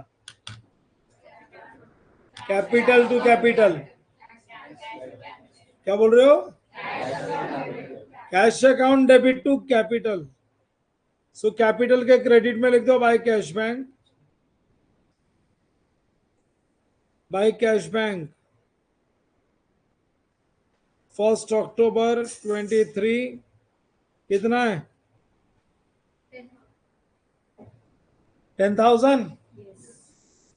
अच्छा, ये जो 35,000 का ओपनिंग कैपिटल है ये तो बिगिनिंग ऑफ द ईयर से है। What is the rate of interest? तो ये तो बिगिनिंग ऑफ द ईयर से, तो इस पे तो पूरे 12 मंथ्स का इंटरेस्ट आएगा, क्योंकि ये कैपिटल तो इंट्रोड्यूस हुआ है 1 अप्रैल 23 से अपने पास। इंट्रोड्यूस कभी से भी हुआ होगा, लेकिन ये अपने पास ये साल तो बिगिनिंग ऑफ द ईयर से। तो देखो इस पे तो पूरा 12 मंथ्स का डेप्रिसिएशन का इंटरेस्ट आएगा। 12 मंथ्स का इंटरेस्ट तो 35,000 इंटू 10% इंटू 12/12। तो एक बच्चे ने पूछा तो लिख दिया मैंने। दूसरे वाले में लिखा 6/12, 6 महीने का ना, अक्टूबर से। तो बोले सर ऊपर वाले, तो मैंने ऊपर भी लिख दिया। लिख दे। अरे this rates are per annum rates, समझा कि नहीं? ये रेट्स जो होती है ये पर एनम रेट्स होती है। सो 12/12 नहीं लिखना होता है। ओपनिंग में कितना था? 35,000। सो 35,000 पे पूरे साल का इंटरेस्ट और ये पूरे साल की रेट है। ओपनिंग पे तो इंटरेस्ट मिलेगा 3,500, लेकिन फर्दर कैपिटल इंट्रोड्यूस कभी हुआ 1 अक्टूबर को, और अपना ईयर एंड हो रहा है मार्च में, तो 6 महीना ही बिजनेस में था ना वो कैपिटल। सो ये 10,000 पे 10% पूरे साल का अमाउंट तो 1,000 रुपीज आएगा, but we have used, business has used this capital only for 6 months। So into 6/12 कितना हो गया? ये लो, ये हो गया interest on capital. Interest on capital is 4,000। Interest on capital business के लिए इनकम होता है कि एक्सपेंसेस? एक्सपेंसेस, क्योंकि ओनर अपना पैसा देता है। बिजनेस अगर बाहर से भी लोन देता तो भी इंटरेस्ट देना पड़ता, तो ये ओनर को देना पड़ता है। और एंट्री पास करते हैं interest on capital to capital. क्या एंट्री पास करते हैं? इंटरेस्ट ऑन कैपिटल पीएनएल के डेबिट में जाता है और कैपिटल के क्रेडिट में। सो कैपिटल अकाउंट के क्रेडिट में लिख दो बाय इंटरेस्ट ऑन कैपिटल,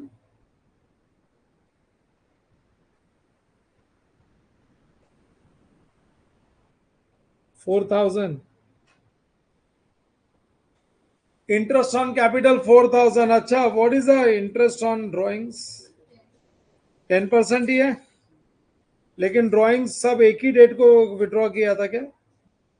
नहीं, पहला 500 फर्स्ट मंथ में, तो उसमें पूरे 12 मंथ्स का इंटरेस्ट आएगा, बराबर ना? दूसरा 500 सेकेंड मंथ में, तो उसमें 11 मंथ्स का interest. Have you got it? तीसरा 500 थर्ड मंथ में, तो उसमें 10 मंथ्स का। अच्छा, उसमें भी ऐसा है कि अगर बिगिनिंग ऑफ द ईयर में किया तो 10 पूरे 12 मंथ्स का, लेकिन एंड ऑफ द ईयर में फर्स्ट मंथ में ही, एंड ऑफ द मंथ में अगर विड्रॉ किया तो पहला इंटरेस्ट 11 मंथ्स का। डेट ऑफ ड्रॉइंग्स कहाँ है? दिया है क्या उन लोग ने? नहीं दिया है। They have not given date of drawings. So if I assume that every month में मंथ एंड पे विड्रॉ करता हूं 500 रुपया, तो फर्स्ट वाला लेट से अप्रैल टू मार्च है, पहला मैंने 30 अप्रैल को विड्रॉ किया, तो पहले 500 पे 12 मंथ्स नहीं, कितना? 11 मंथ्स। फिर बाद में नेक्स्ट वाला मई 31 को किया, तो उस पे 10 मंथ्स। अगर बिगिनिंग ऑफ द मंथ में मैं विड्रॉ करूं तो पहले वाले पे 500, दूसरे वाले पे 11 मंथ्स, तीसरे वाले पे 10 मंथ्स। लेकिन अगर and of the month withdraw करूं तो पहले वाले पे ही 11 मंथ्स का इंटरेस्ट। फिर ऐसा भी हो सकता है ना sir, mid of the month में किया तो पहले वाले में 11.5 महीने का इंटरेस्ट। समझा क्या? ऐसे झमेले में नहीं पड़ने का, सीधा सीधा assumption when nothing is said, when they don't give us the dates, we assume drawings are made mid of the year, mid of the month, and it is calculated on average basis for 6 months. तुम individual calculate करो या average निकाल लो, answer will remain same. Answer में changes नहीं आएगा। तुमको average due date topic निकल गया है, ओल्ड कोर्स में था, उसमें मैं कैलकुलेट करके दिखाता था, प्रूव करके दिखाता था कि ये देखो सेम आंसर आता है। सो अभी 3 चीज याद रखने का। If it is given that drawings are made at the beginning of the month, then it will be calculated for 6.5 months.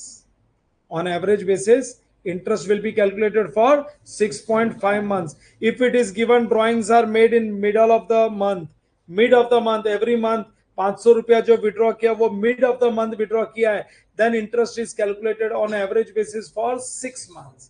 And if it is assumed that drawings are made at the end of the month, then interest is calculated on average basis for 5.5 months. But in absence of information, we always assume drawings are made in mid of the month, and it is calculated on an average basis for 6 months. चलो let's calculate. कितने का drawings है? 6,000 का है। एक एक 500 रुपए पे कैलकुलेट नहीं करने को जाने का। और इंटरेस्ट ऑन ड्रॉइंग्स उल्टा लेके गया पैसा तो इंटरेस्ट मिलेगा ना। PNL credit and capital debit, capital account के डेबिट में to interest on drawings, to interest on drawings, एक एक 500 रुपए पे नहीं करने का, सीधा 6,000 पे एवरेज इंटू 10% इंटू 6/12, कितना? 300।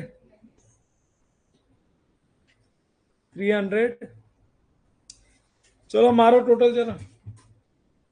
6,300 plus 43,927, 50,227,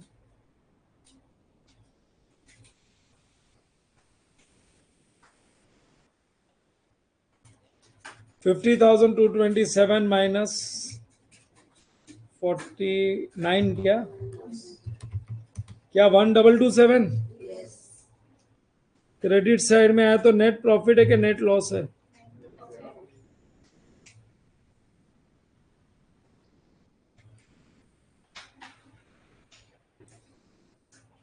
अब अपने को क्लॉकवाइज डायरेक्शन में इसको स्टैंड कर देने का।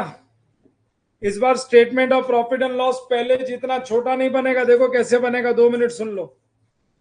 आई विल स्टार्ट विद दिस, क्या बोलेंगे, क्लोजिंग कैपिटल, ऐड क्या करेंगे, और ऐड क्या करेंगे, और फिर वो बाजू जाएंगे तो माइनस होएगा। पहले ओपनिंग कैपिटल माइनस नहीं करना, minus further capital introduce. Opening capital हमेशा लास्ट में माइनस करने का, माइनस इंटरेस्ट ऑन कैपिटल, फिर minus opening capital, minus opening capital, और फिर मिलेगा अपने को net profit for the year. समझा? अब तुम बोलोगे सर ऐसा है कि हम लोग ऐसा करना चाहते हैं, क्लोजिंग, ये ऐड, ये माइनस, ये माइनस, ये माइनस, और हमको ये मिल जाएगा।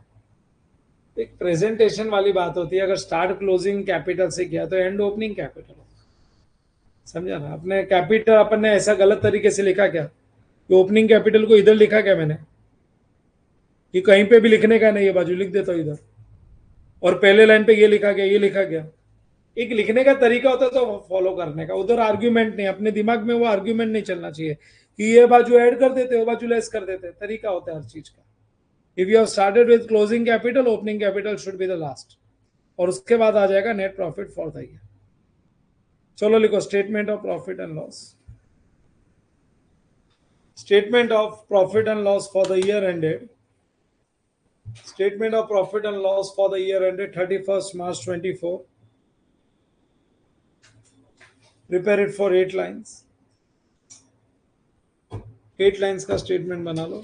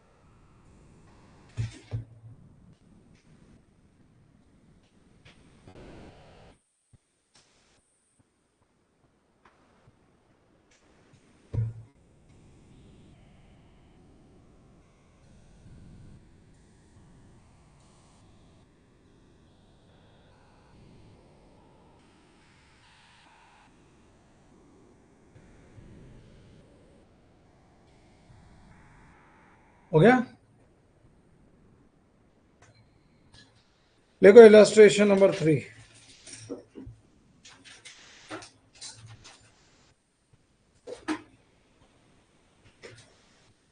यस वर्चुअल्स वाले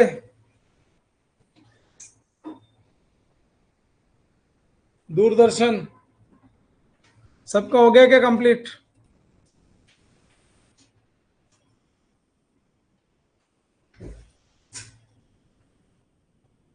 समर्थ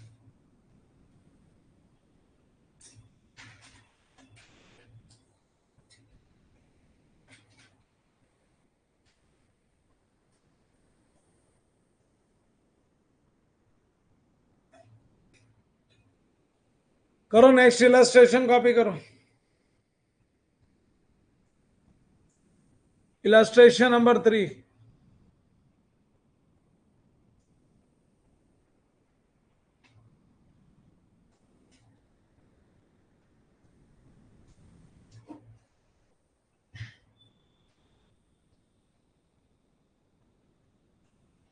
ऐप पे सब लोग अपने प्रोफाइल पे प्लीज अपना अपना फोटो अपलोड करो और प्रॉपर कॉलेज के आइडेंटिटी कार्ड पे जैसा फोटो चाहिए वैसा फोटो अपलोड करो.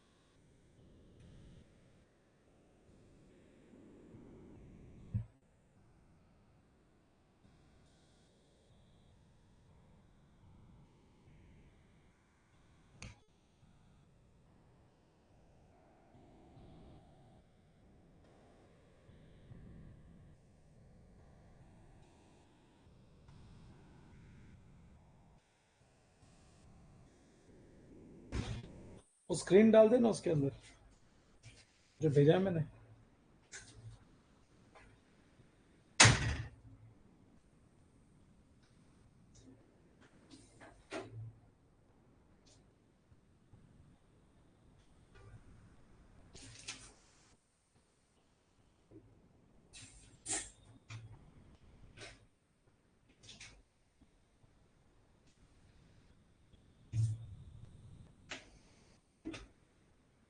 हो गया क्या लिखे?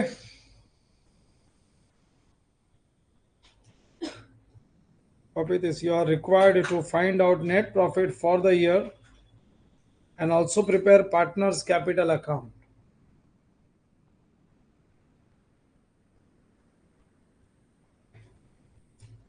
Also prepare partner's capital account.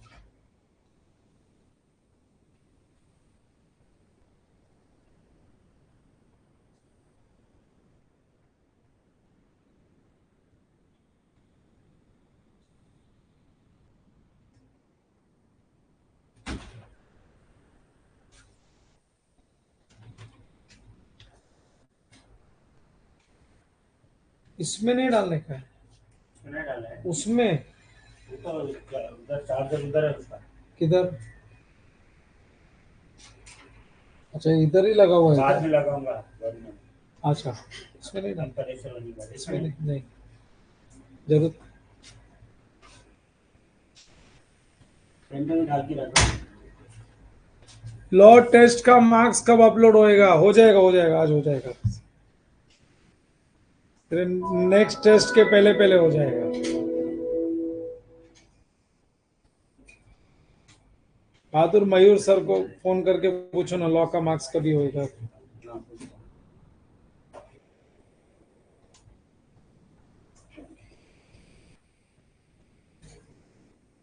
चलो हो गया ना लिख के। अब ये प्रॉब्लम पार्टनरशिप का है।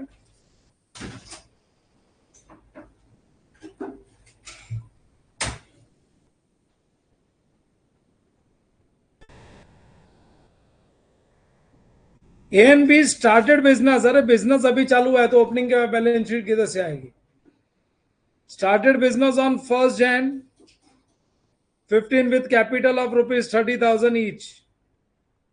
तो बिगिनिंग ऑफ द ईयर में अपने को ओपनिंग बैलेंस शीट भी तो बना के एसेट्स माइनस लाइबिलिटीज कैपिटल ही मिलता है ना, तो कैपिटल इंट्रोड्यूस मिल गया ना, और क्या चाहिए? खाली कैपिटल अकाउंट में बाय बैलेंस ब्रॉट डाउन के जगह पे बाय कैश बैंक आ जाएगा। Capital introduce at the beginning of the year 30,000 each का मतलब है 30 + 30 60।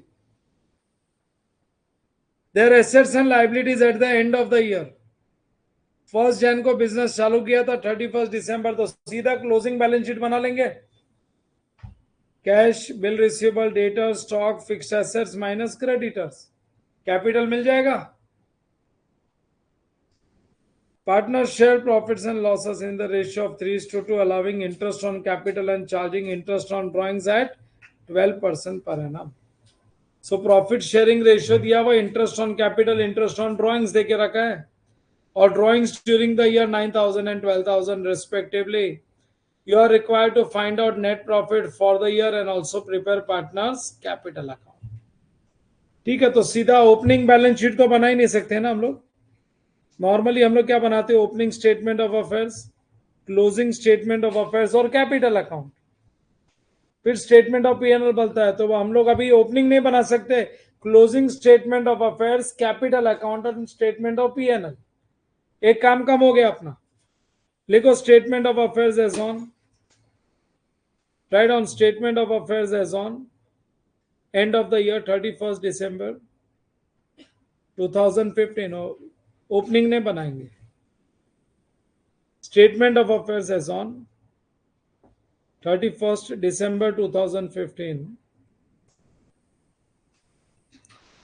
Statement of affairs as on 31st December 2015. बना लो।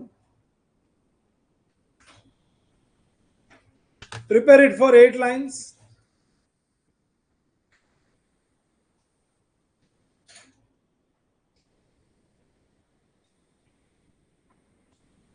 Liabilities rupees, assets rupees, partners capital account.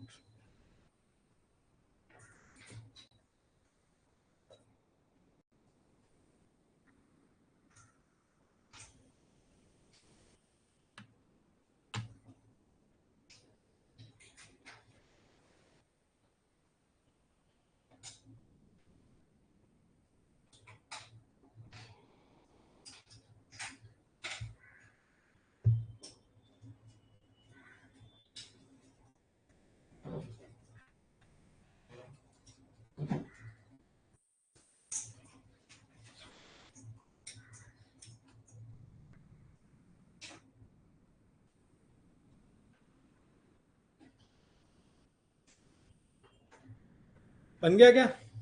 कोई एडजस्टमेंट नहीं है, ना डेप्रिसिएशन है, ना आरडीडी, कुछ नहीं है। सिंपल बैलेंस शीट बनानी है, कोई एडजस्टमेंट ही नहीं है बैलेंस शीट में एंड ऑफ द ईयर में भी। चलो लिखना चालू करो। Cash, bill receivable, debtor, stock.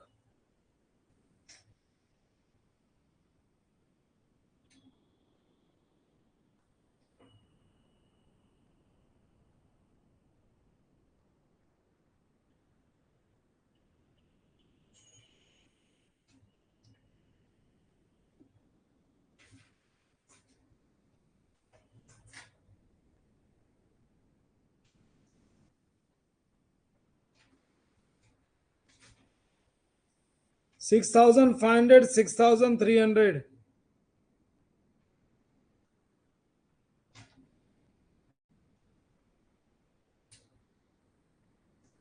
Debtors 28,900.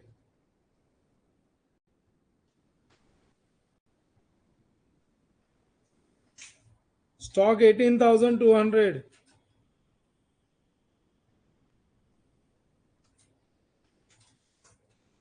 Fixed assets 35,000.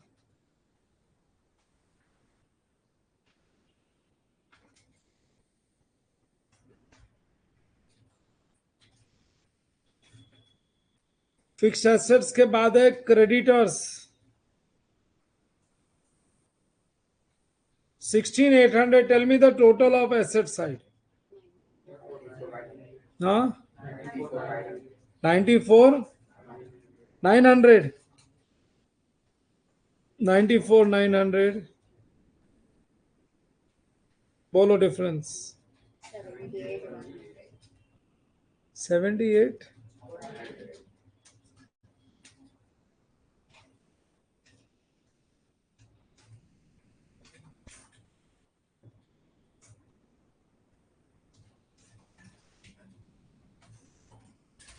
Total बराबर है 78,100 या 77,100.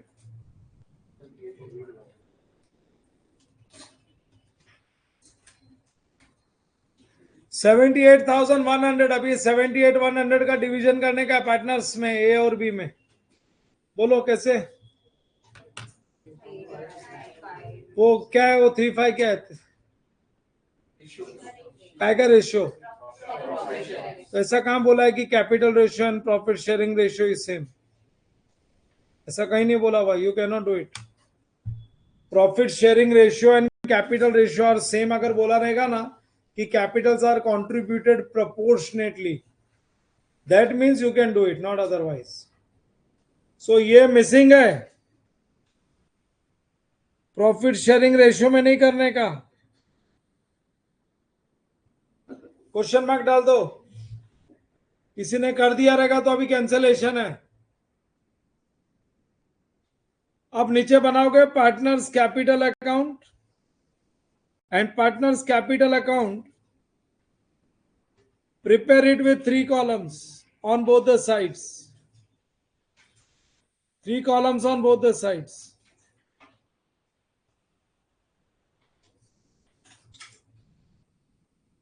Six lines, 3 columns on both the sides.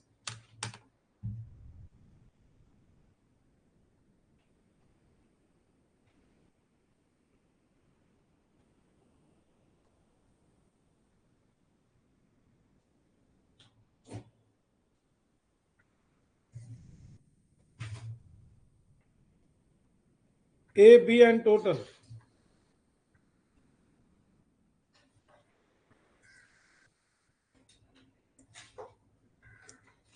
इस बार ओपनिंग बैलेंस के जगह पे बाय कैश बैंक लिखना पड़ेगा क्योंकि capital introduced at the beginning of the year.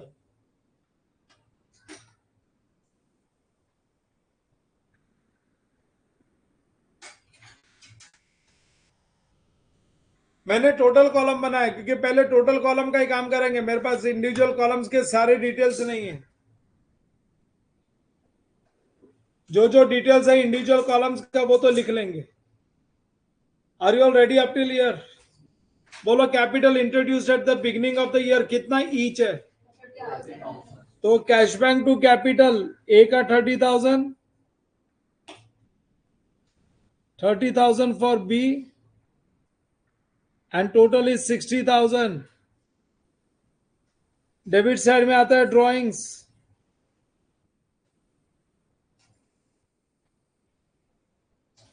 Drawings भी है अपने पास इंडिविजुअली. ये रहा देखो by A and B 9,000 and 12,000 respectively. So 9,000 for A, 12,000 for B, so 21,000. फिर interest on capital, interest on drawings, interest on capital, interest on drawings दोनों ही 12% है ना. तो बिगिनिंग ऑफ द ईयर में अगर तुमने कैपिटल इंट्रोड्यूस किया है तो पूरे साल का ही आएगा। और इंटरेस्ट ऑन कैपिटल तो कोई एवरेज बेसिस पे नहीं होता है। कितना हुआ? 3600। 30,000 का 12%, 3600, दिस इज 7,200। और डेबिट साइड में लिखोगे इंटरेस्ट ऑन ड्रॉइंग्स।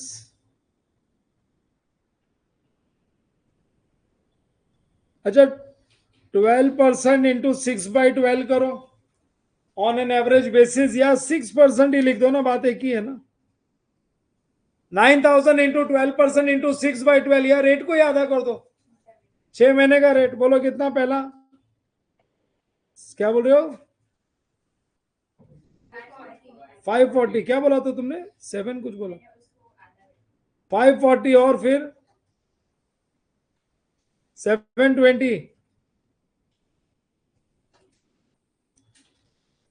12,000 का 6%, 720, 1260। और क्लोजिंग बैलेंस चाहिए। क्लोजिंग बैलेंस, अरे क्लोजिंग बैलेंस का मेरे पास खाली टोटल है ये 78,100।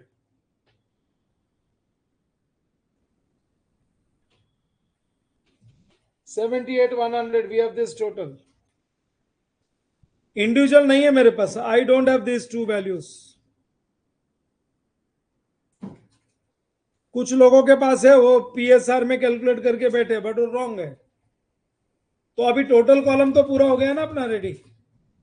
टोटल कॉलम में 21,000 प्लस 1260 प्लस 78,100, ये आ गया 100,360।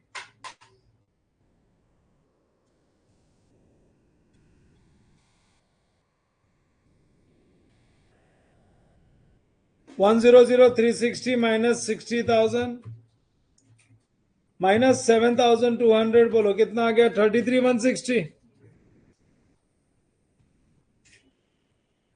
और अगर ये साइड आ गया तो उसको क्या बोलेंगे? Bye net profit.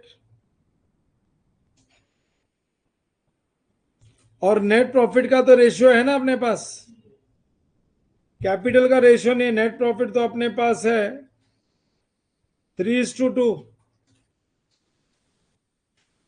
Partner share profits and losses in the ratio of 3:2। So 3:2। 19,896।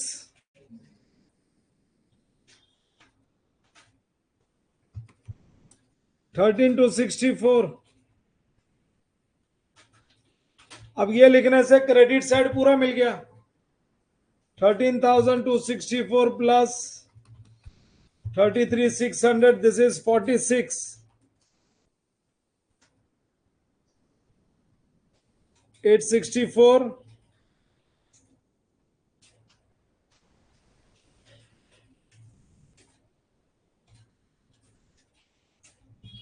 Minus 12,000 and minus 720, बोलो क्या बच गया?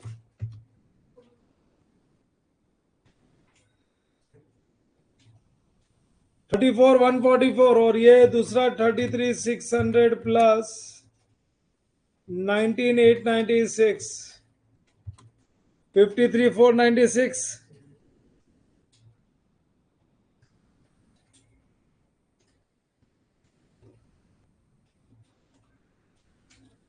माइनस 9,540।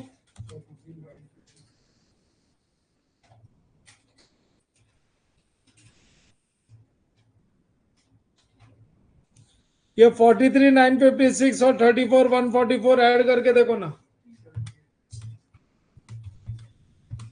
Are you getting 78,100? तो ये 78,100 का ब्रेकअप मिल गया मेरे को।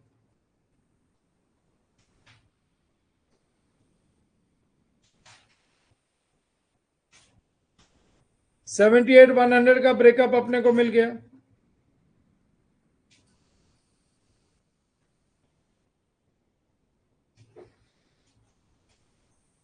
$43,956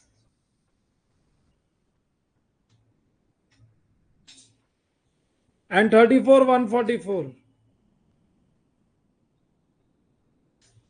34,144।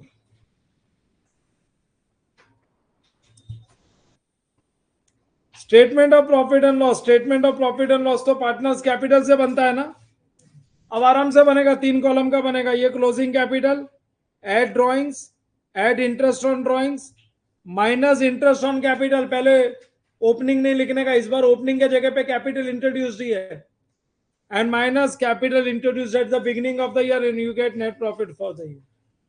ये वाला प्रॉब्लम टोटल कॉलम के वजह से स्मूथली अपना कंप्लीट हो पाया। टोटल कॉलम नहीं होता ना तो हम लोग फिगर्स ढूंढते ही रहते थे।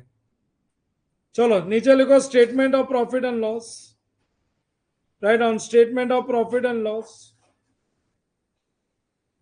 For the year ended, statement of profit and loss for the year ended 31 December 2015। मैंने कॉलम इधर बना लिया ए बी, बस ऊपर से कैपिटल अकाउंट को ही ऐड करते चले गए, नीचे से लेके ऊपर लेके वो साइड चले गए, debit minus credit clockwise direction. Complete this.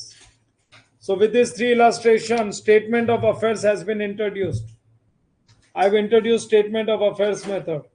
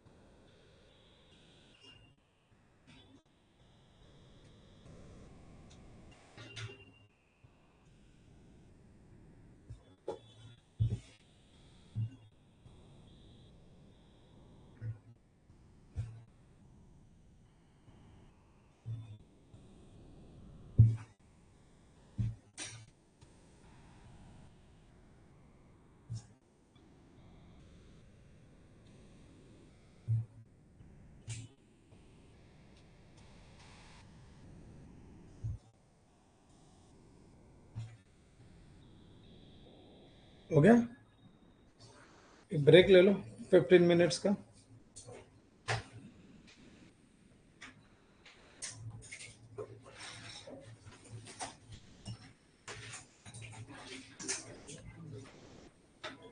तुम लोग को सब लोग का हो गया क्या? रचित, समर्थ, भूमि, पंचिका,